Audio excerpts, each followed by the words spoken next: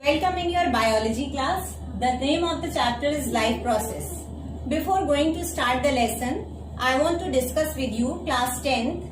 I will teach you from your NCERT books. Okay, if we will follow this one, then it will be helpful for you for your board examination also. तो बीच बीच में कहाँ 1 mark, 2 mark, 3 mark के किस तरह के question arise होते हैं, I will discuss with you between the things. Now the name of the chapter is life process. It means the process which take place in all the living beings.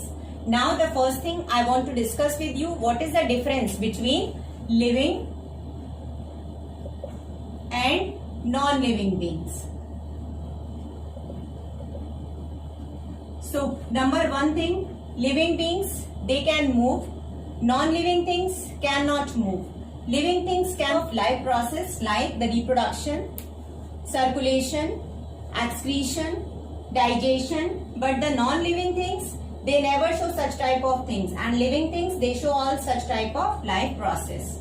Another thing, if we will discuss about the living and non-living, so they can breathe, सांस ले सकते हैं, we have discussed just now in the breathing, and non-living, they cannot do such type of things. Is it clear? So this is the basic difference between the living and non-living things. अब living and non-living things के बाद जब हम बात करेंगे, तो first we will talk about the living things. What we required for the energy. अगर मैं आपसे बात करूं, तो यहाँ पर हम living thing की बात कर रहे हैं. We need energy to do work. Need energy. Yes, we required energy to do the work, and on the basis of taken energy, that is termed as nutrition.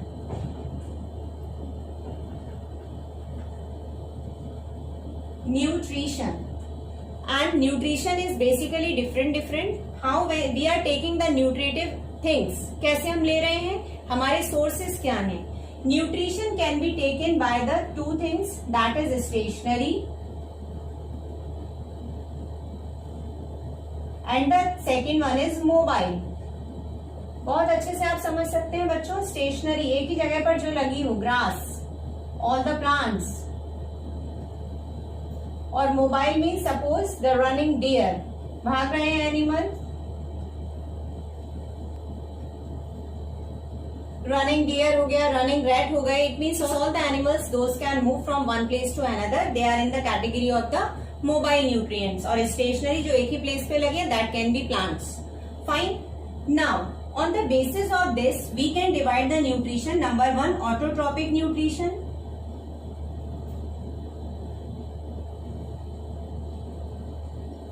Autotrophic nutrition.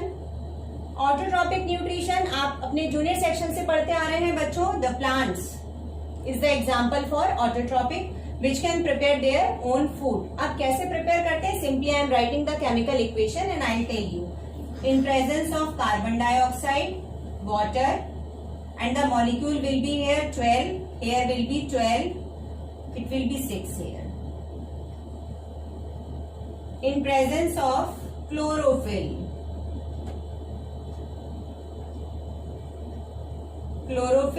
sunlight, and C6H12O6, that is carbohydrate.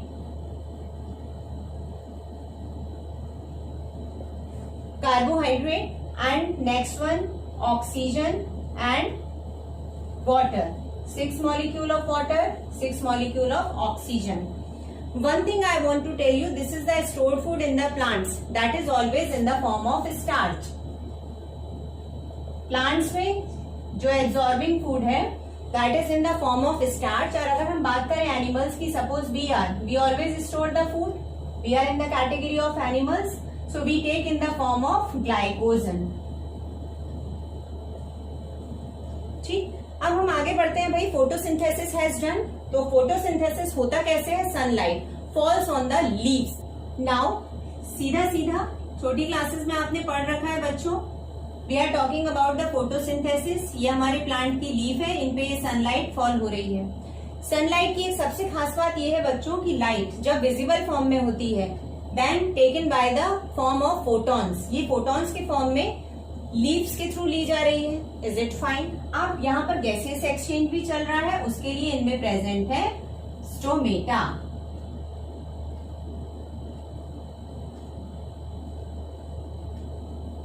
These are stomata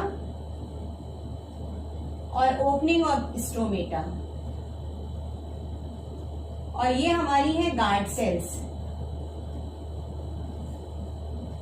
which helps in the opening and closing of stomata.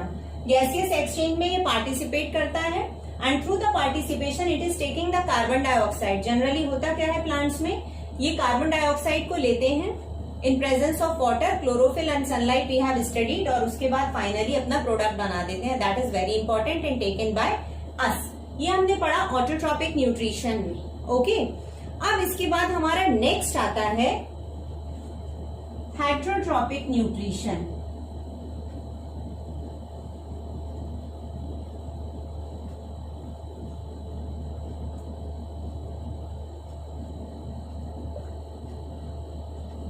The second one part, heterotropic. Hetero means from others. When someone is taking food from the other organism, it is known as heterotropic nutrition. Basically, this is of two types, saprophytic and parasitic. Saprophytic from the dead and decaying organism. Dead and decaying organism. और parasitic living host. देखिए इसको हम समझते हैं कैसे, saprophytic from the dead and decaying रॉटन leaf, सड़ी गली चीजें, ठीक है। इनका एग्जाम्पल है हमारा म्यूकर, उसके बाद आपका फंगस, ठीक है। होता क्या है जनरली ब्रेड के ऊपर, जिसको हिंदी में हम क्या कहते हैं बच्चों, फफूंदी, ठीक है। ब्रेड के ऊपर आपने देखा है कि इस तरीके से आपको सिर्फ ब्लैक रेशे जैसा कुछ कुछ ग्रीन ब्लैक रेशो जैसा नजर आता है, ये है स्पोरेंजियम। ये स्पोरेंजियम के अंदर भरे होते हैं स्पोर्स। जब ये बर्स्ट होते हैं तो सारे स्पोर्स निकल के बाहर आ जाते हैं और इनमें डिवीजन इतना जल्दी होता है कि ये डिवीजन आगे चल के बहुत जल्दी जल्दी एक से दूसरे ब्रेड स्लाइस को इन्फेक्टेड करता चला जाता है। तो ये क्या हुआ, अब ब्रेड सड़ना स्टार्ट हो गई, सड़ी गली चीजों पे लगना स्टार्ट हो गए। तो this is fungus, saprophytic nutrition, example is this. Next one is parasitic nutrition. Parasitic nutrition basically is of two type, animals parasite and plant parasite. तो first I am talking about the plant parasite. Plant parasite जो है वो है बच्चों कैस्कटा, जिसको हिंदी में कहते हैं अमरबेल। होता क्या है, बहुत बड़ा ट्रीज अच्छा खासा न्यूट्रिशन ले रहे हैं फ्रॉम द सॉइल, पूरी की पूरी बेल लगभग येलो कलर की होती है, ट्रैप कर लेती है और इसका जो जड़ होती है यहाँ पर इसके रूट से फुल न्यूट्रिएंट्स एब्जॉर्ब करते हैं। देखिए एक चीज हमेशा याद रखिए, पैरासाइट का काम है from the living organism nutrients को लेना। तो here we are talking about the plant parasite, यानी एक अच्छा खासा फलता फूलता पेड़ है, उस पेड़ के ऊपर ये बेल लग गई है। अब होगा क्या, पूरा न्यूट्रिशन जब ये बेल ले लेगी तो धीरे धीरे ये पेड़ सूखना शुरू हो जाएगा, डिस्ट्रॉय हो जाएगा, खराब हो जाएगा, इन अ सिंपल वर्ड पेड़ मर जाएगा। फाइन। नेक्स्ट प्लांट पैरासाइट के बाद अगर हम बात करें एनिमल पैरासाइट की, एनिमल पैरासाइट बहुत है बच्चों, और एनिमल पैरासाइट को करने से पहले हम बात करते हैं, these are of two type, internal and external. External मतलब जो हमारी बॉडी के ऊपर होते हैं, सिर में होने वाली जूं, लीस, ठीक है, leches, these all are the example of the external parasite, जो जनरली बॉडी से क्या करते हैं, ब्लड को सक करते हैं फॉर द नरिशमेंट, लेने के लिए। बिकॉज ब्लड हमारी बॉडी में सारी न्यूट्रिएटिव थिंग्स को लिए हुए घूमता है। ये अभी आगे डाइजेशन में मैं आपको पढ़ाऊंगी किस तरीके से। इसके अलावा internal parasite Ascaris, Ascaris means round worm, tape worm, flat worm, Fasciola, और आपका malaria parasite, malaria parasite is Plasmodium. ये सारे के सारे पैरासाइट जितने भी ये इंटरनल पैरासाइट हैं, हमारी बॉडी से सारे न्यूट्रिएंट्स लेके इनकी ग्रोथ धीरे धीरे बढ़ती रहती है। अभी हमने डिस्कशन किया था बच्चों ऑटोट्रॉपिक न्यूट्रिशन में, मैंने यहाँ सन बनाया था और सन के साथ मैंने आपको बताया था लीव्स पर एनर्जी ट्रैप हो रही है। तो फोटोसिंथेसिस में, photosynthesis has 3 events. Remember this thing. ये पूरा आपका 3 मार्क्स का क्वेश्चन है in your board examination. 3 events takes place. Number 1, absorption of light energy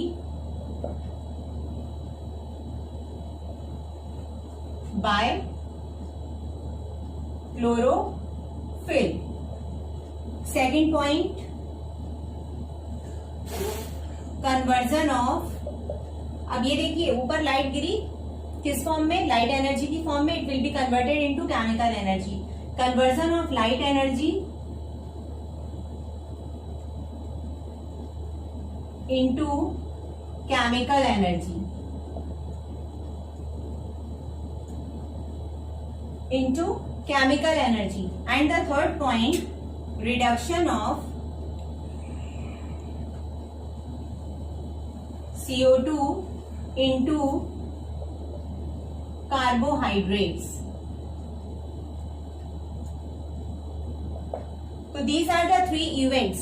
आप last year board examination question papers उठा के देख लीजिए बच्चों, 3 मार्क्स का क्वेश्चन है पूरा पूरा।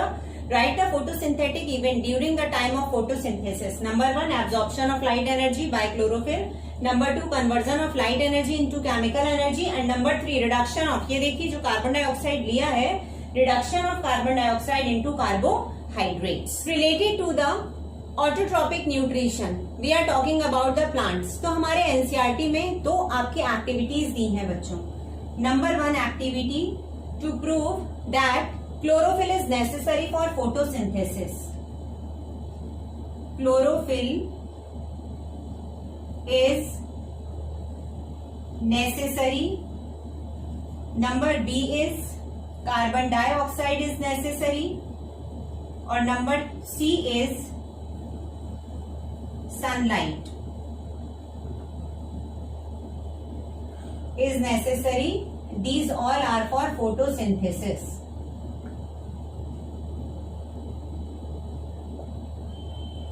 करना क्या है, कुछ नहीं, आपको आ जाता है question, chlorophyll is necessary for photosynthesis, कुछ नहीं करना है। मनी प्लांट की एक सिंपल सी लीफ हमें ले लेनी है। We will keep the pot for 2-3 days in dark room. Dark room में हमने रख दिया, उसके बाद उसको उठा के 6 घंटे के लिए धूप में रखा, तो बहुत जल्दी बहुत ज्यादा स्टार्च का प्रोडक्शन नहीं हो पाएगा। उसको बॉइलिंग वाटर में अच्छे से गर्म किया, फिर उसको बेक कराया अल्कोहल में रख के। Directly alcohol we can not keep on the fire, क्योंकि आग लग जाएगी उसमें। अब उसको एक वाटर से भरे हुए बर्तन में अल्कोहल डाल के रखा, then we are just boiling this one, और बॉईल करने के बाद now we are just dipping that leaf. उस लीफ को हमने किसमें डिप किया, आयोडीन में। तो जब हम देखेंगे कि भाई इतने दिनों से 3 डेज से तो वो विदाउट क्लोरोफिल पूरा हमने उसका हटा दिया है। क्लोरोफिल हटाने के बाद उसमें कहीं कहीं थोड़ा बहुत जो पेचेस रहे होंगे वहां कहीं फूड प्रोड्यूस हो पाएगा, अदरवाइज फूड प्रोड्यूस नहीं होगा। Second one, carbon dioxide. इसके लिए हम क्या करेंगे बच्चों, 2 पॉटेड प्लांट्स लेंगे। 2 पॉटेड प्लांट्स लेने के बाद यहाँ पर हमें बात करनी है कार्बन डाइऑक्साइड की। तो एक में हम पोटेशियम हाइड्रोक्साइड इसके अंदर,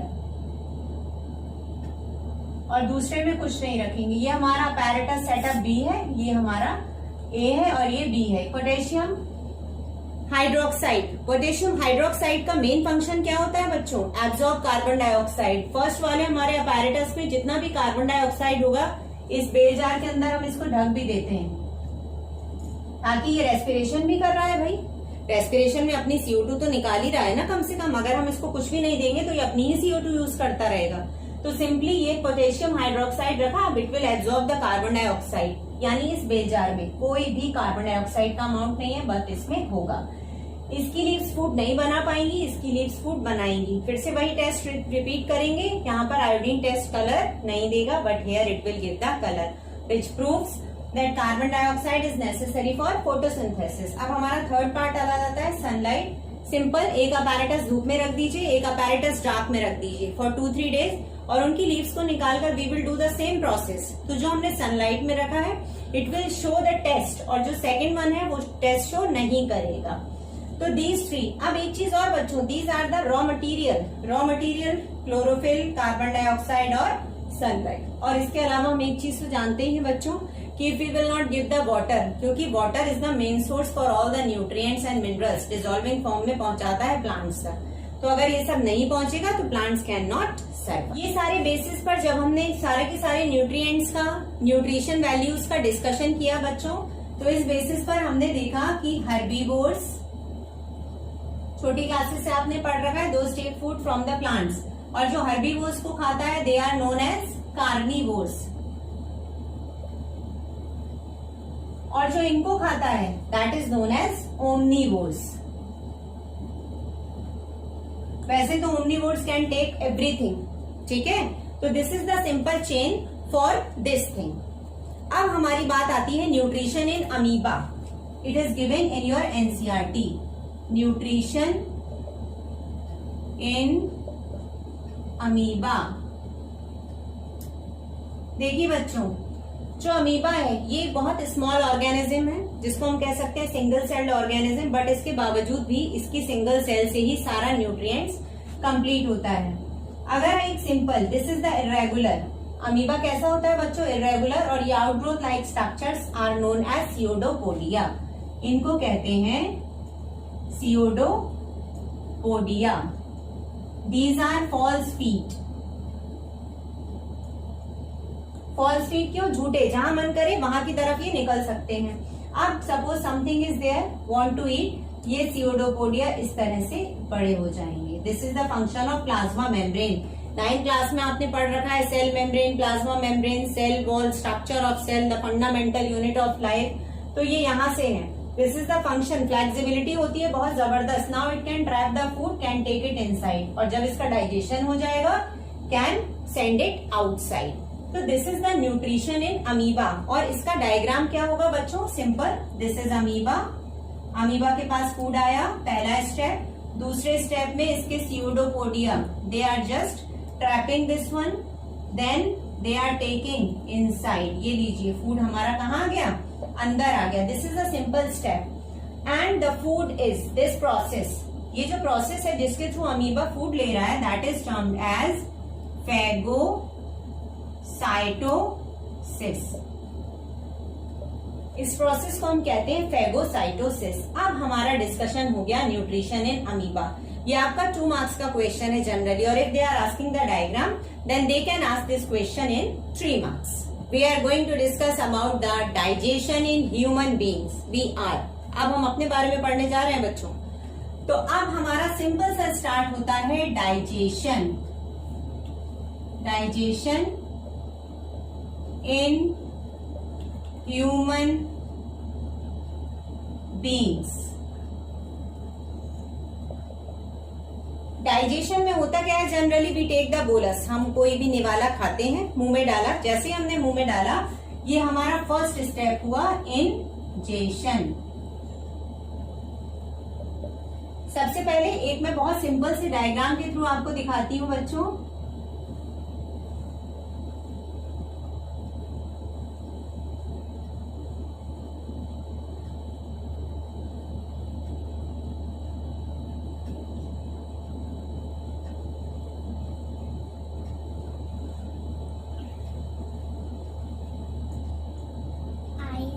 this is a simple alimentary canal. Starting कहां से हुई? माउथ। माउथ से फूड अंदर गया, और अंदर जाने का process is termed as ingestion. Mouth में हमारी सलाइवरी ग्लैंड, सलाइवरी ग्लैंड क्या सीक्रेट करती है? सबसे पहले वॉटरी हो जाता है मुंह, दैट इज सलाइवरी एमाइलेज। अब ये क्या करता है? स्टार्च को कन्वर्ट करता है शुगर में, सलाइवरी एमाइलेज। एक चीज और मैं बच्चों यहां लिखना चाहूंगी, ग्लाइकोजन। अब सपोज अगर हम कहें कि हम प्लांट्स खा रहे हैं तो उसका जो फूड है वो स्टार्च है, starch will be converted into sugar. अगर कोई नॉनवेज खा रहा है तो that will be glycogen. Now glycogen will be converted into sugar. इसका बहुत छोटा सा एक्सपेरिमेंट है, आप अभी कर सकते हैं। आपने कुछ खाया, सपोज दाल रोटी ली मुंह में, उसको थोड़ी देर तक मुंह में चबाते रहिए, और आपका जो टेस्ट है वो नमकीन से धीरे धीरे आपको लिटिल बिट स्वीट लगना स्टार्ट हो जाएगा, because the starch is going to be converted into sugar.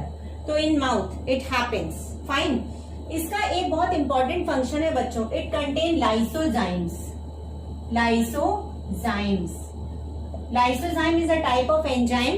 क्या फंक्शन है इसका? It kills the bacteria and germs। अब हम आगे पहुंचे, दिस इज ईसोफेगस। ये जो हमारा पोर्शन है दिस इज ईसोफेगस, जिसका दूसरा नाम है फूड पाइप। फूड पाइप के थ्रू फूड आगे पुश किया जाएगा, पुश करके कहां पहुंचेगा? स्टमक में। स्टमक, स्टमक से सीक्रेट होगा नंबर 1 HCl, नंबर 2 म्यूकस, और नंबर 3 सीक्रेट क्या होगा इसके साथ? Pepsin enzyme.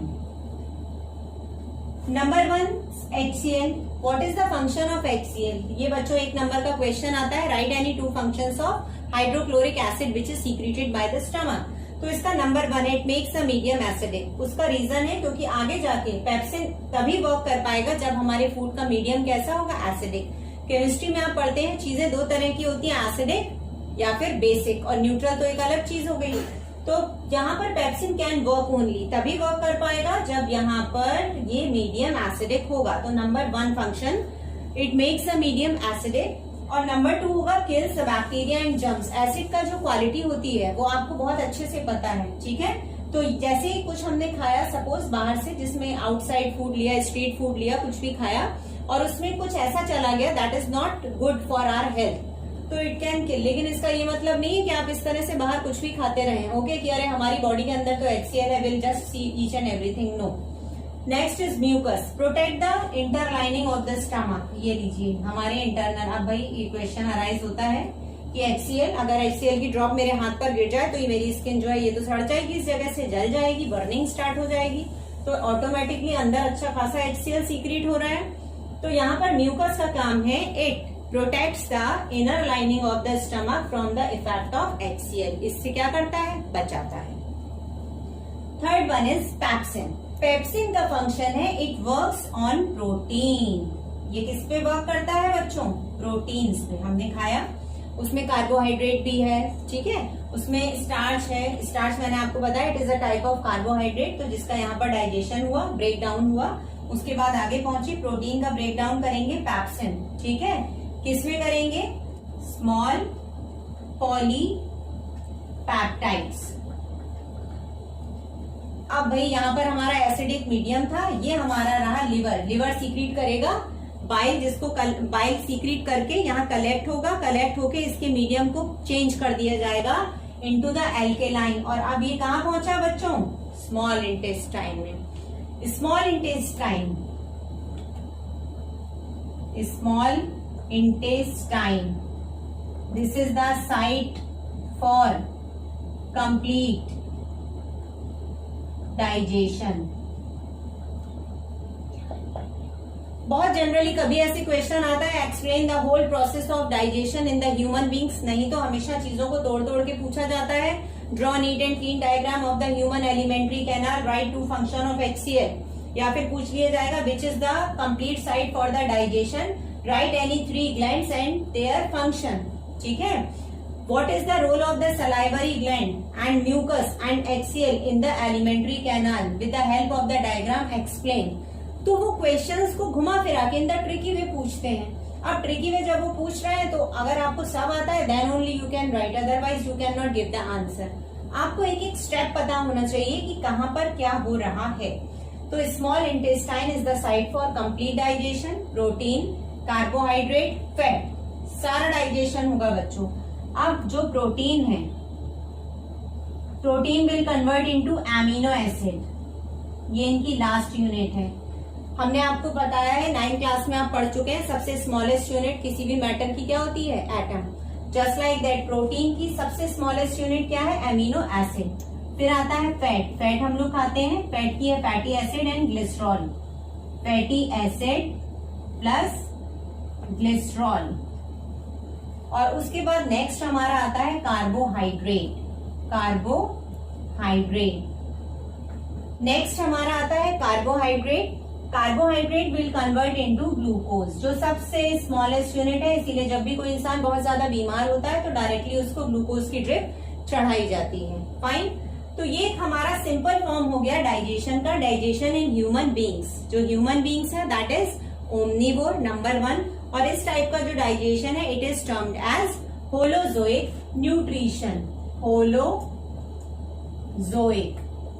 अब यहाँ पर हमने स्टार्टिंग कैसे करी थी बच्चों, नंबर 1 इंजेक्शन से. मैंने आपको बताया था when we are taking food inside the mouth it is termed as injection. अब इंजेक्शन के अलावा इसमें 2-3 पॉइंट्स और हैं, total 5 points. Number 1 injection, number 2 digestion, number 3 absorption,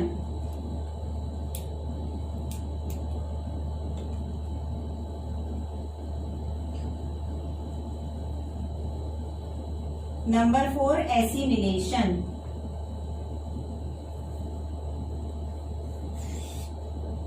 और नंबर 5 इजेशन।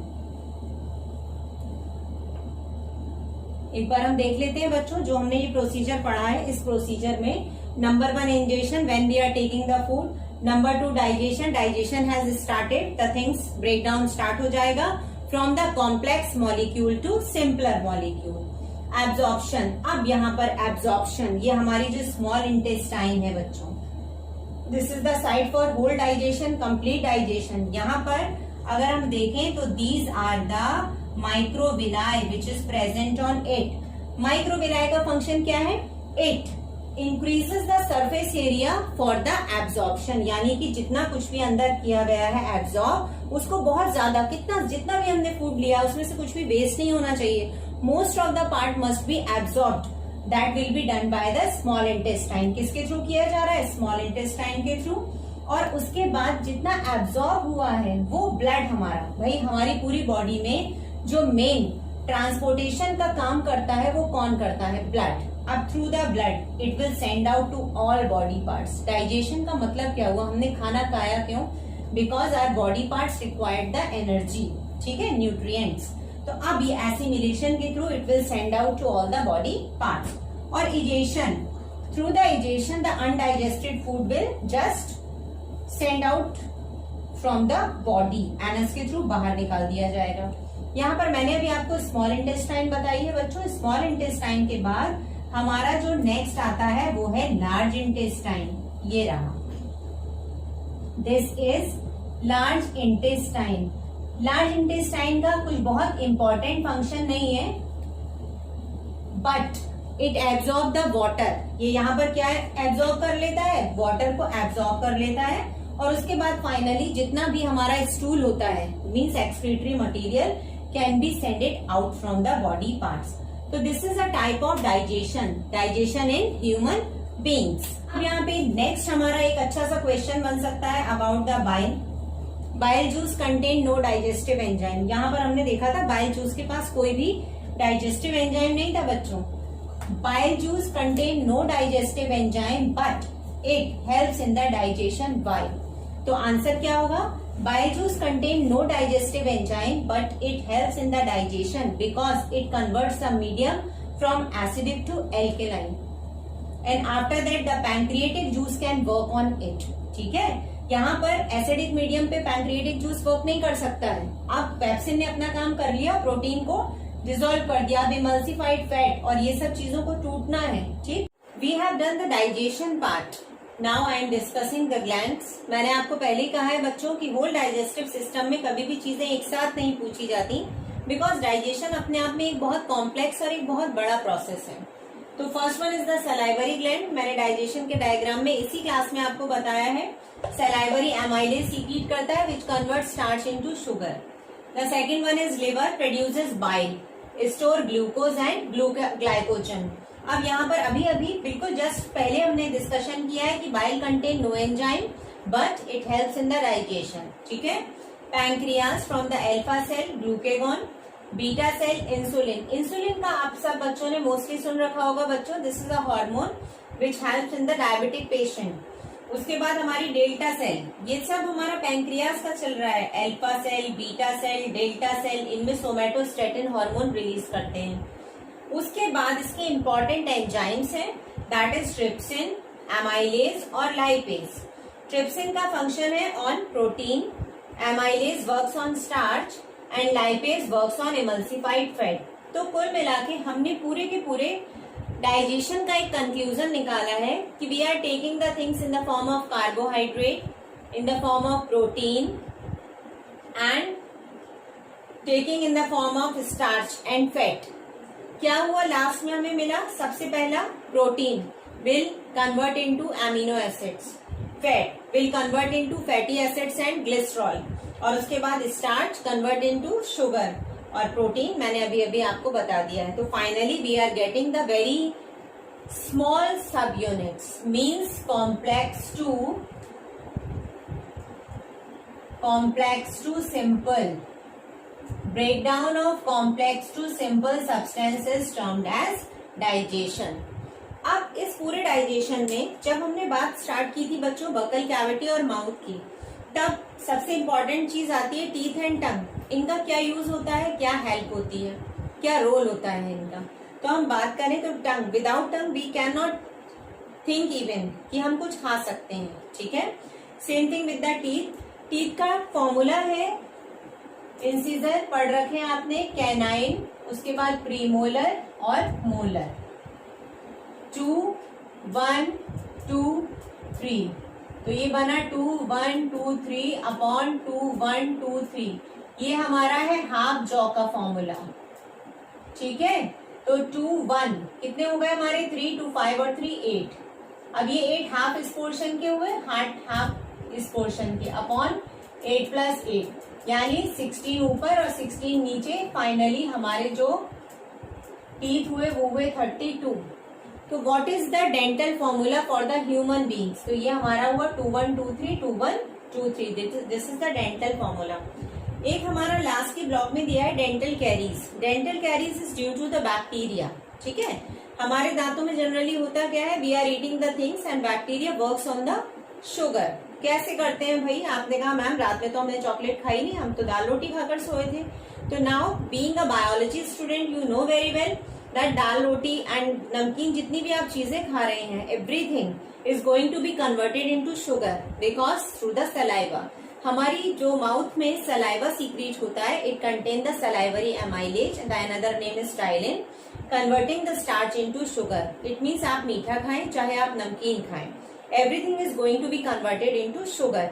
और जब वो शुगर में कन्वर्ट होता है तो easily bacteria can work on that, और वो अपना एसिड रिलीज करते हैं इन द माउथ, जिसकी वजह से मुंह में एक अजीब सी स्मेल आना स्टार्ट हो जाती है और दांतों का जो एनामिल है वो सॉफ्टनिंग, यानी कि कहीं ना कहीं हमारे जो टीथ हैं वो कमजोर होना स्टार्ट हो जाते हैं। तो we should brush how many times, twice. Generally जो डॉक्टर्स कहते हैं, तो easily you can just take care of your teeth. So completed, we have completed the digestion nicely. This is the whole digestion of human beings. Now the next videos, the next classes, you can continue class if you will subscribe my channel. So it's my wish, if really you want to do continuity with me, so you just subscribe the channel and you can see the next videos, and that will be related to your CBSE board and NCERTs, and I will discuss the marks also, 1 mark 2 mark 3 mark, किस तरह से question paper में उस topic से question arise होते हैं। तो this is the first topic of life process, और इसके बाद हम नेक्स्ट क्लास में अपना नेक्स्ट टॉपिक करेंगे। ओके।